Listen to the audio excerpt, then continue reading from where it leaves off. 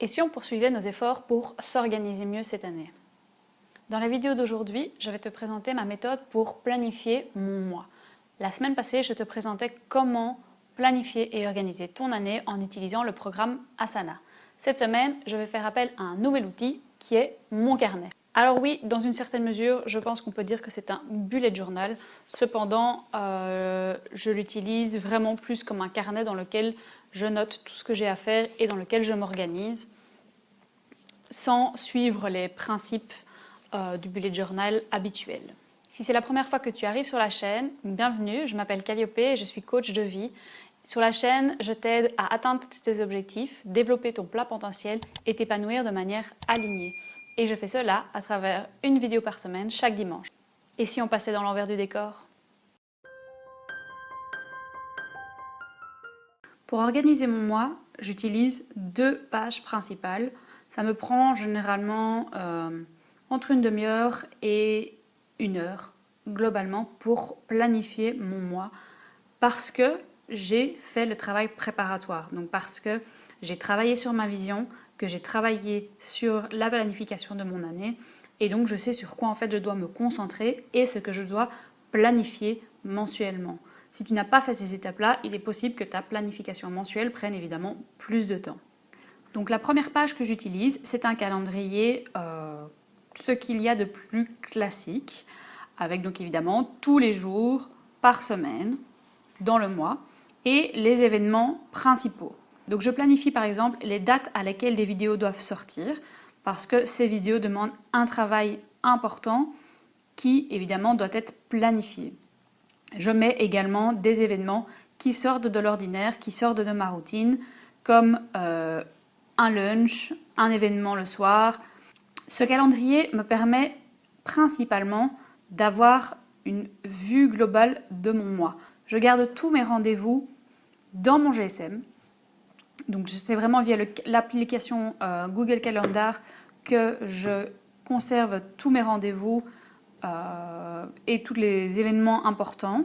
Mais d'avoir cette vue dans mon carnet me permet, quand je planifie chaque semaine, de visualiser là où je vais avoir des périodes plus chargées et comment tout répartir pour que tout se fasse dans les temps.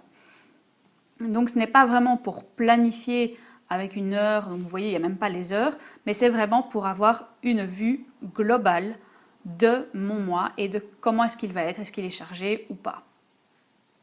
La deuxième partie de ma planification mensuelle reprend mes objectifs pour janvier et une première répartition par semaine. Donc ça c'est ce que j'ai appelé le big plan. Donc vraiment, en gros, qu'est-ce que je vais faire quelle semaine. Donc ça peut être sujet évidemment à changement, mais ça me permet de voir si tous les objectifs que je me suis fixés, je vais pouvoir les réaliser en les répartissant.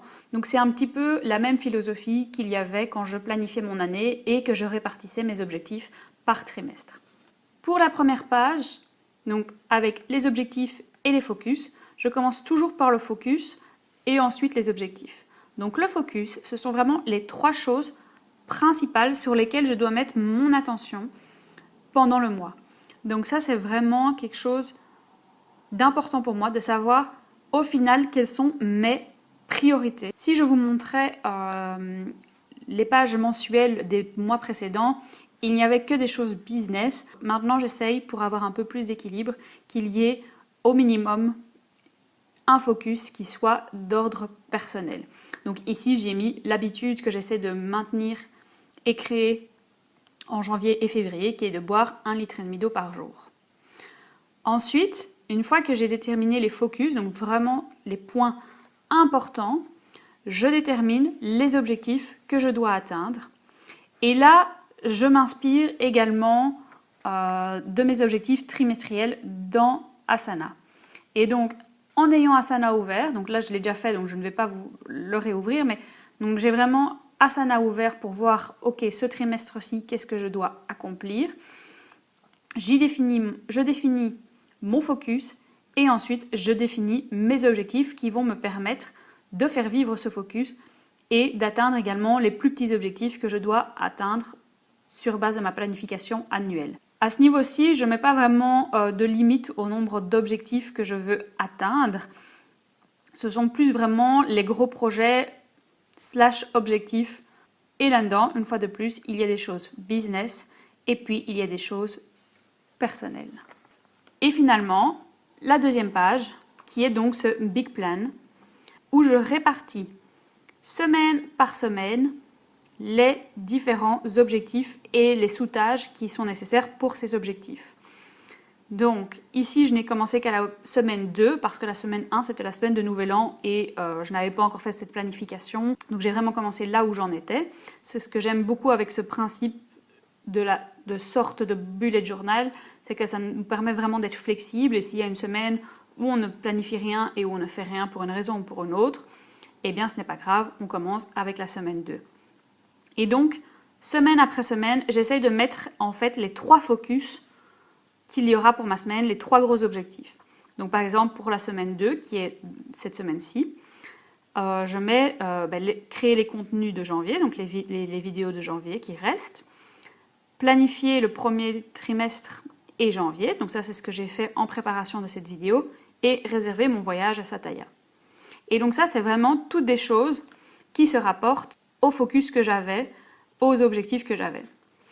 Petite particularité, vous le verrez plus quand je présenterai ma vidéo sur ma semaine. Moi, mes semaines commencent le mardi et se terminent le lundi parce que... Bonjour Luna.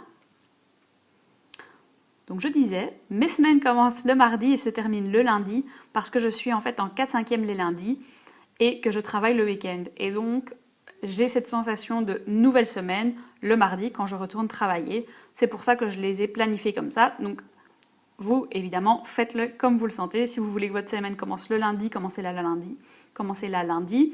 Si vous voulez qu'elle commence le samedi, commencez-la samedi. C'est vraiment comme vous le voulez. Mais moi, c'était comme ça que ça avait du sens dans mon esprit et dans la manière dont j'organise mon travail.